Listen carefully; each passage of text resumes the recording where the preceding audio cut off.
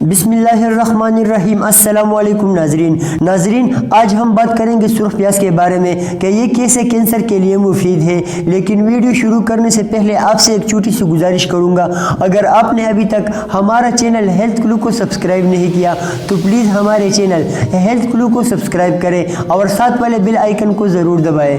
ناظرین، جیسے کہ آپ جانتے ہیں کہ نہ صرف پاکستان بلکہ دنیا بھر میں پیاز کا استعمال زیادہ کیا جاتا ہے۔ برگر سے لے کر ہوٹل پر کھانا کھاتے وقت اسے سلاد کے طور پر بھی کھایا جاتا ہے۔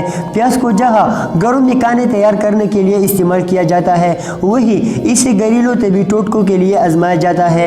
دنیا بھر میں پیاز کی کم سے کم 5 اقسام پائی جاتی ہے جو تقریباً ایک دوسرے سے ملتی جلتی ہے۔ پاکستان میں زیادہ تر تو سفید پیاز ہوتے ہیں، تاہم ملک میں ہلکے سرخ رنگ کے پیاز بھی پائے جاتے ہیں جو طبی حوالے سے پیاز کی دیگر اقسام سے نہایت مفید ہے۔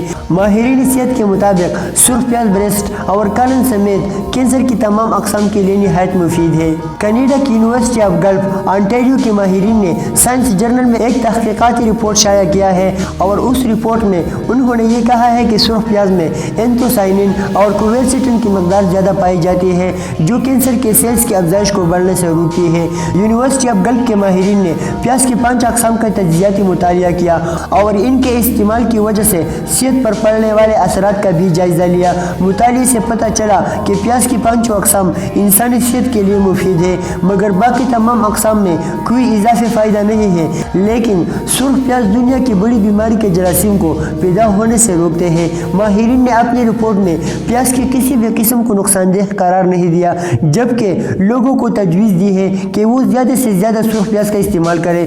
سرخ پیاز نہ صرف کینسر کے مریضوں کے لیے مفید ہے بلکہ یہ عام لوگوں کو ہمیشہ کے لیے کینسر کے امکانات سے محفوظ رکھنے میں بھی مدد فراہم کرتے ہیں۔ شکریہ دوستو، اگر ویڈیو اچھی لگی ہو تو پلیز لائک کریں، شیئر کریں اور اگر آپ چینل پر نئے ہیں تو پلیز چینل کو سبسکرائب کریں۔